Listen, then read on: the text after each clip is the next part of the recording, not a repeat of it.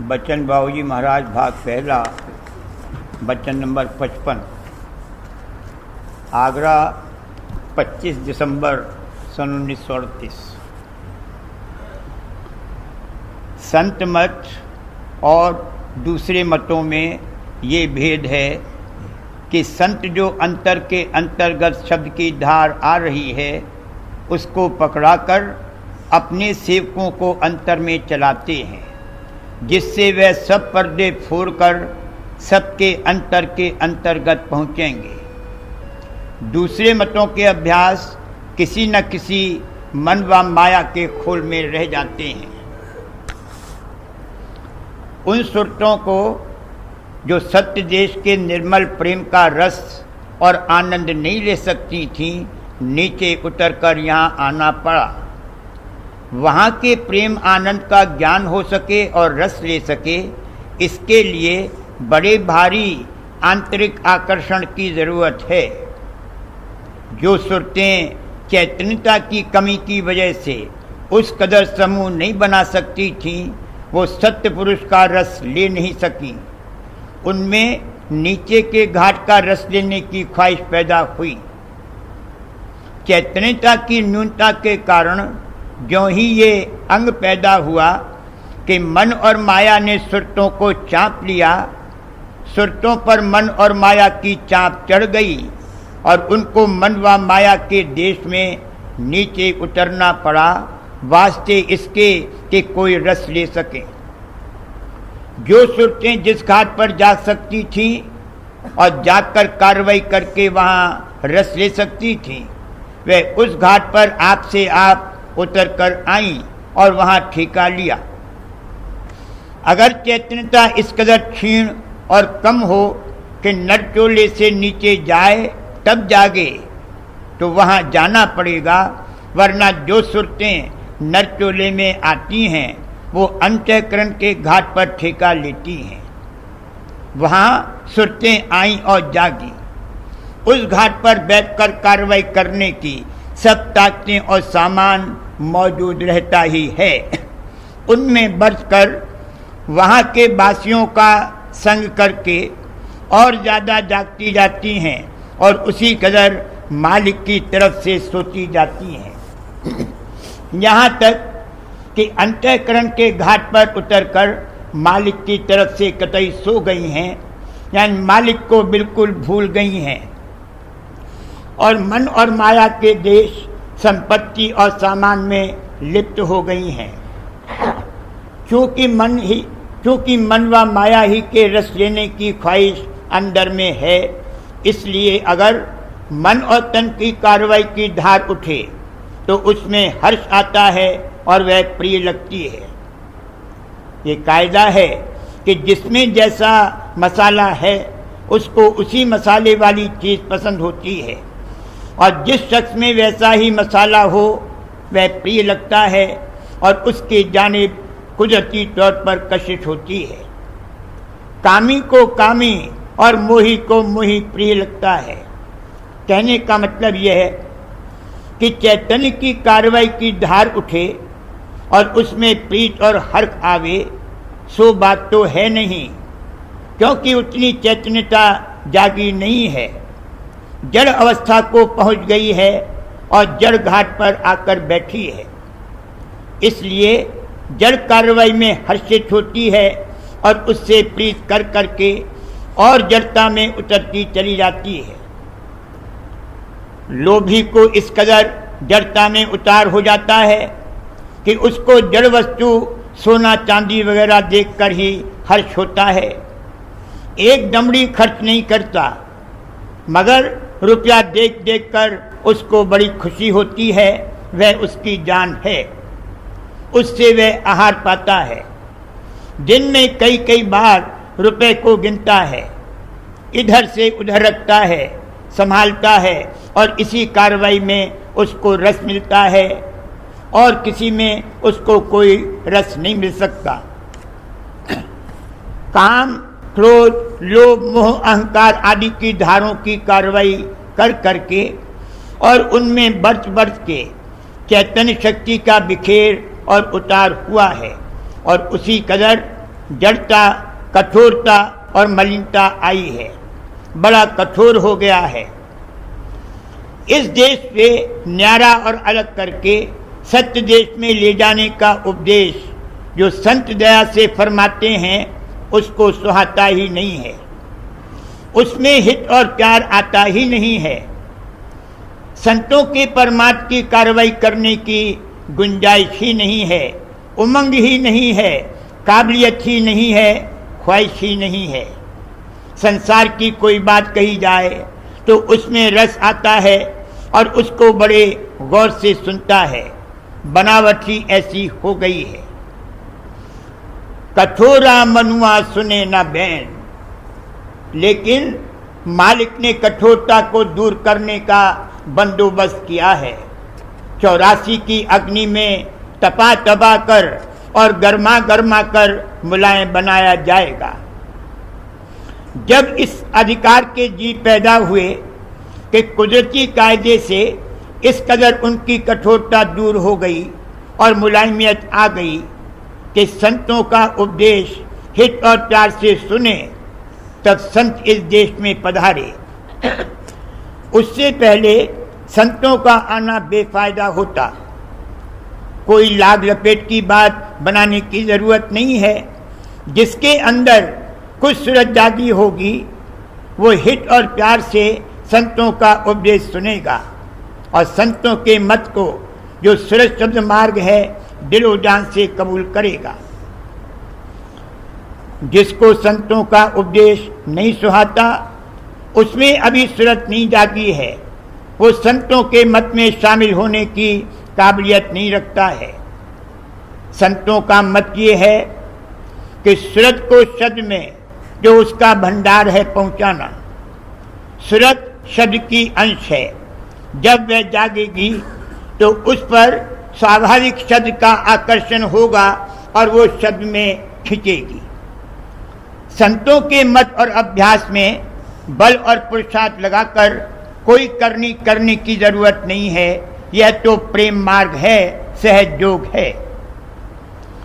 संतों के नाम और शब्द कहने से क्या मुराद है, इसको भी अच्छी तरह से समझ लेने की जरूरत है। कोई कहते हैं कि शब्द आकाश का गुण है, कोई शब्द को स्थूल समझते हैं, बाज़े शब्द को किसी कारज का कारण बताते हैं। गर्जे की कोई कुछ और कोई कुछ कहता है। संतों ने जिसको नाम और शब्द कहा है वह किसी का कारज नहीं है, बल्कि कुल का कारण और कर्ता है। ब्रह्मांड की चोटी तक जिसमें पारब्रह्म पद भी शामिल है उस शब्द का कारज है।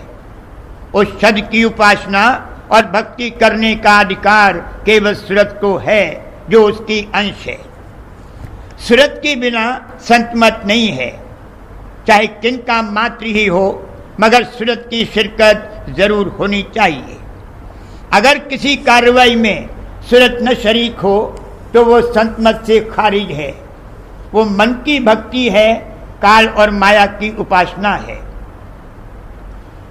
संतों के आने से पेशतर जितने मत इस संसार में जारी हुए सब में मन की भक्ति है।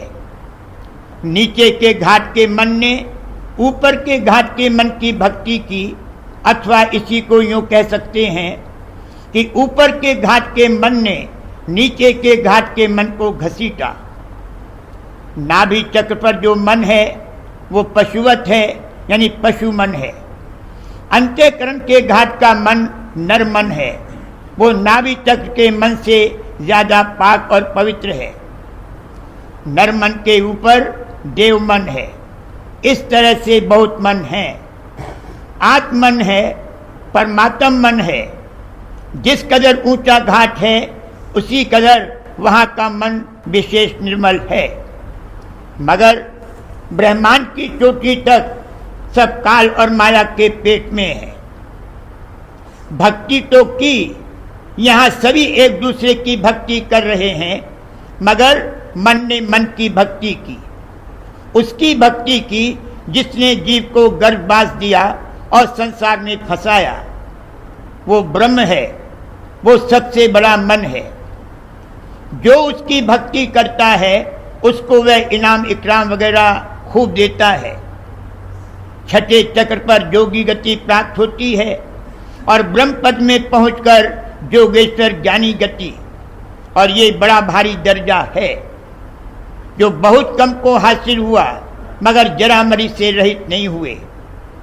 ब्रह्म ने अपनी कलाएं भेजी और फिर खुद ने भी अवतार लिए और जो जो आए सब ने अपनी अपनी भक्ति कराई, मगर जिस भक्ति का वर्णन संतों ने किया है वह सबसे न्यारी और सबसे बाला है।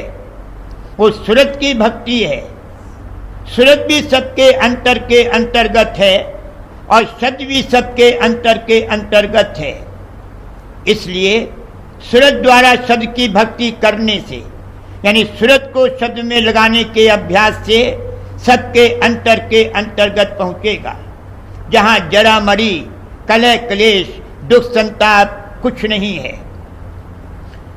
जिसको अपने जीव के कल्याण की चाह पैदा हुई हो और अजर अमर देश में पहुंचकर स्वयं व स्वतंत्र सुख और आनंद की अवस्था प्राप्त करने की अभिलाषा पैदा हुई हो, उसको चाहिए कि इस संसार की प्रीत और लगन कम करे और संत सद्गुरु का खोज करके उनसे सुरक्षित मार्ग का भेद लेकर अभ्यास शुरू करे, तो उनकी दया से धीरे धीरे काम बनता चलेगा और एक दिन पूरा हो जाएगा। मगर शर्त यह है कि उनका उपदेश हित और प्यार से सुने और वो सुहाए। ये तभी होगा जब इस देश की चतुराई और छल कपट को छोड़े। जब तक इस देश के सामान का और यहाँ की चतुराई का आसरा और भरोसा मौजूद है, तब तक दीनता नहीं आ सकती और बगैर दीनता आए दया नहीं मिल सकती। अभी तो इस कदर कठोर है कि अगर मालिक अमृत की धार टपकाए तो इसको कुछ खबर ही न पड़े। जब इस कदर चित्त कोमल हो जावे कि जो दया भाव मालिक का सारी रचना के साथ है, वो भाव हृदय में उत्पन्न होने लगे, तब मालिक की दया प्राप्त करने का अधिकार आवेगा। और मत जो संसार में प्रवृत्त हैं, उनमें और संत मत में ये भेद है कि संत सबके अंतर के अंतर्गत जो शब्द की धार आ रही है उसको पकड़ाकर अपने सेवकों को अंतर में चलाते हैं, जिससे वह सब पर्दे फोड़कर सबके अंतर के अंतर्गत पहुंचेंगे। और दूसरे मतों के अभ्यासी किसी न किसी मन व माया के खोल में रह जाते हैं। संतों का देह स्वरूप यहीं के मसाले का बना हुआ है, मगर चूंकि उस रूप में सत्य पुरुष से जो सत्यधार आ रही है वह विराजमान है, इसलिए उनसे प्रीत करना सत्य पुरुष से प्रीत करना है। उसी तरह से संतों के मत का अभ्यासी भी घाट घाट पर वो वही का शब्द सुनता है, मगर चूंकि उसका इष्ट और निशाना अंतर के अंतर्गत जो शब्द की धार आ रही है वो है, इसलिए उसकी प्रेरणा और तहरीक से शब्द आता है और इसलिए वो धुरधाम में पहुंचेगा, कहीं रास्ते में नहीं अटकेगा। बरक्सिस के और मतों के अभ्यासियों ने किसी न किसी मायक शब्द को अपना इष्ट बनाया है, वो उनका मुहर्रिक होगा और ज्यादा से ज्यादा वह उस शब्द के भंडार तक पहुंच सकेगा, उससे आगे वह नहीं जा सकता। वचन नंबर 56। आगरा 30 दिसंबर सन 1938।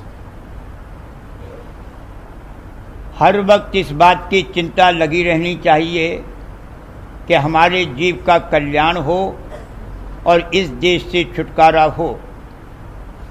अगर यह चिंता दामनगीर हो जावे तो बहुत जल्दी काम बने। जो शक्तियां बाहर फैल रही हैं वे उलटने सिमटने और खींचने लगेंगी। तीसरे तिल तक चींटी की चाल है, उसके बाद मीन गति है, फिर मकर गति, और फिर प्रेम की विहंग चाल। दया की कार्रवाई सहज सहज होती है, जबरदस्ती करने से मैल दूर नहीं होगा। दया इस बात का इंतज़ार करती है कि विकारी अंग दूर हों और सील, क्षमा, संतोष आवे।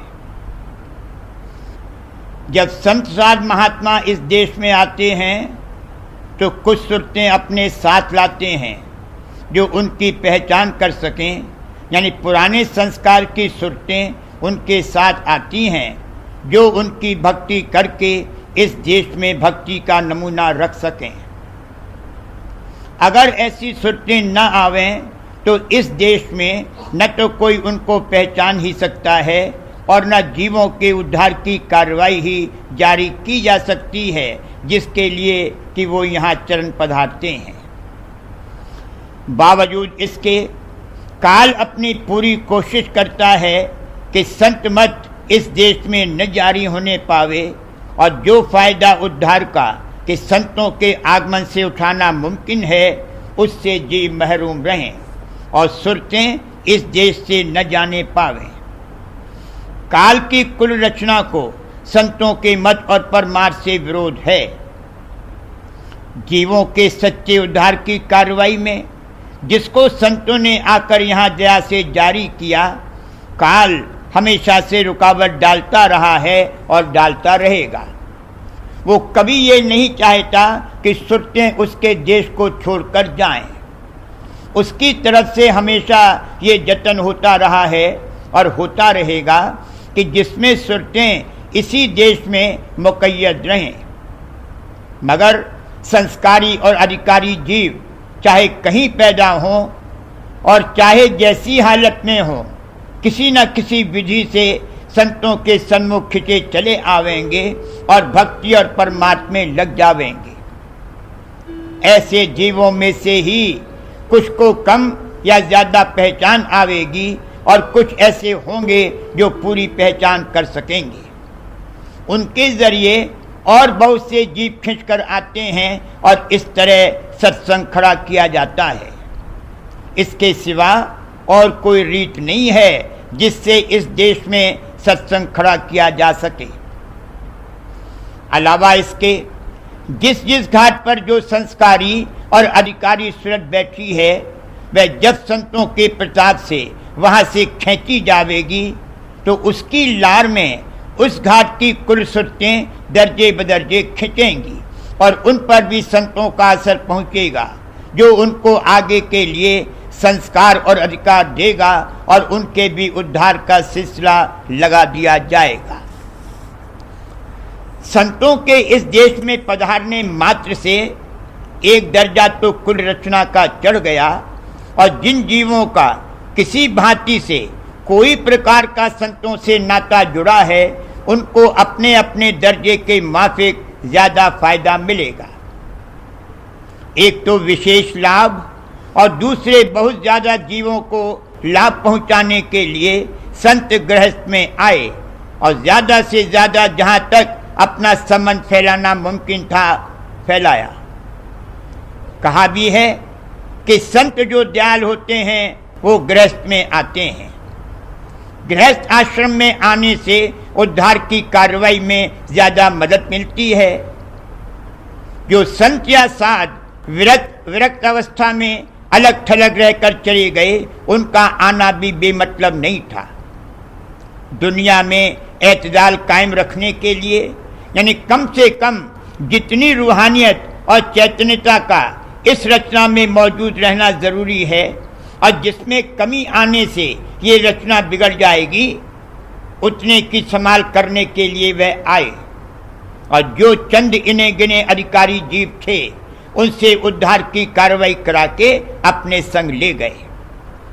अब जबकि आमतौर पर रचना के उद्धार की मौज हुई तो संत गृहस्थ में पधारे और सब सामान भी अपने साथ वैसा ही लेकर आए जिसमें ज़्यादा से ज़्यादा उनका असर जीवों पर पड़े और पहुँचे। जो जिस घाट पर खिंचकर आएगा उसके मुताबिक उसके कर्म कटेंगे।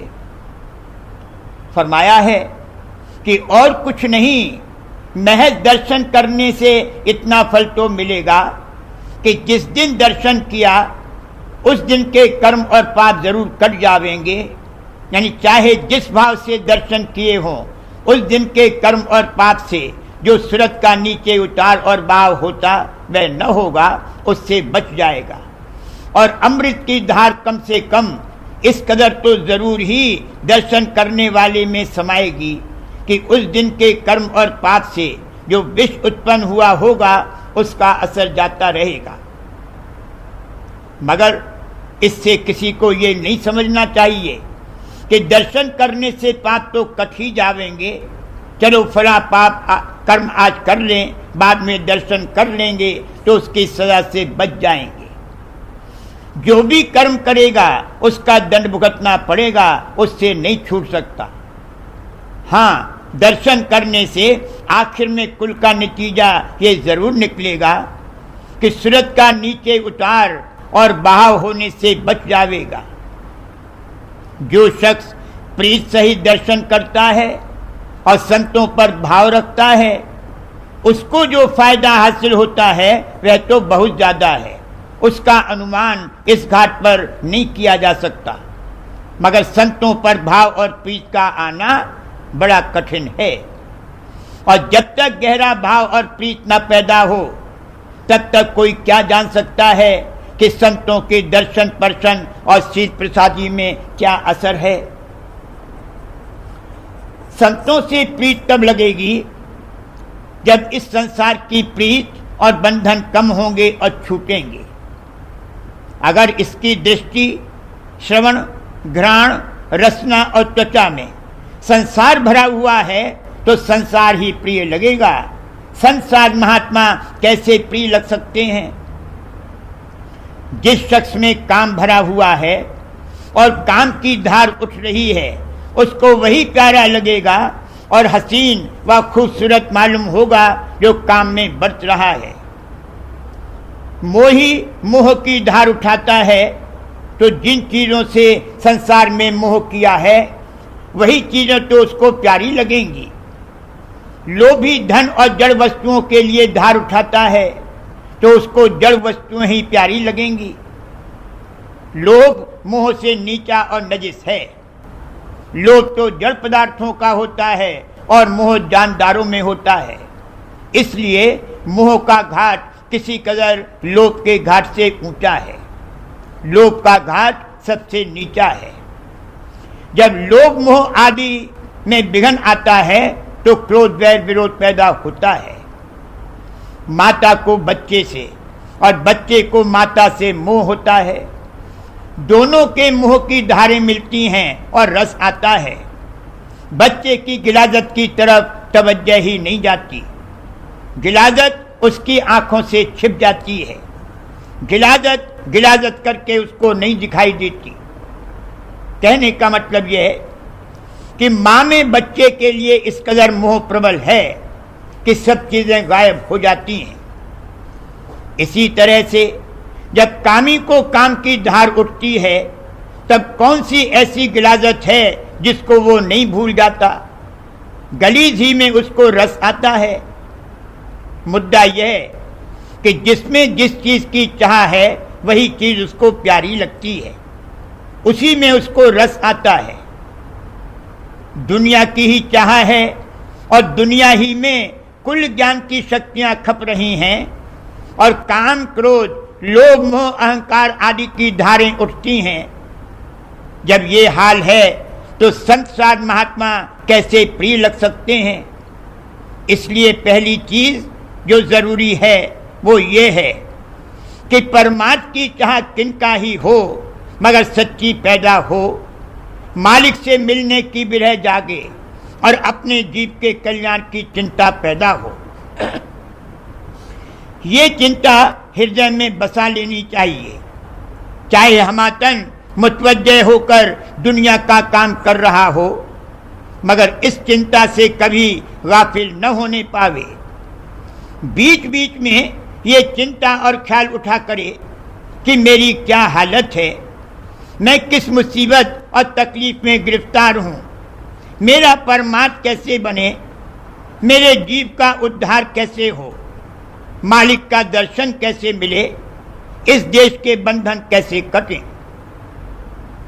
अगर ये चिंता अंतर के अंतर्गत पैदा हो जावे, बल्कि इसको दामनगीर बना ले, तो बहुत जल्द काम बनेगा। जो शक्तियां और ताकतें इसकी अभी बाहर फैल रही हैं और बह रही हैं, वो उलटने लगेंगी, सिमटने और खींचने लगेंगी। सिर्फ जरूरत मात्र बर्ताव इस संसार में रह जावेगा। जिस जगह और खानदान में जन्म मिला है, वहां की हालत और हैसियत के माफिक जो जरूरी हो, सिर्फ उतने ही दर्जे में संसार में बरतना चाहिए। बल्कि जो जरूरी है उसमें भी जिस कदर मुमकिन हो कमी करने की कोशिश होनी चाहिए। उसकी वृद्धि की चाह और तरंग तो कभी भी नहीं उठानी चाहिए। तब होते होते ये अवस्था आवेगी कि परीक्षित और अनिश्चित पर आ जावेगा। उसमें भी परीक्षित कम होना चाहिए। जब से इसने संसार की चिंता त्याग कर परमार्थ की चिंता अपने पीछे लगाई, तब से उसकी कुल जिम्मेदारी मालिक ने अपने ऊपर ले ली और इसको कुछ नहीं करना है। फरमाया है, तुमरी चिंता में मन धारी, तुम अचिंत रह धरो प्यारा। मगर ये ऊंचे घाट की बात है।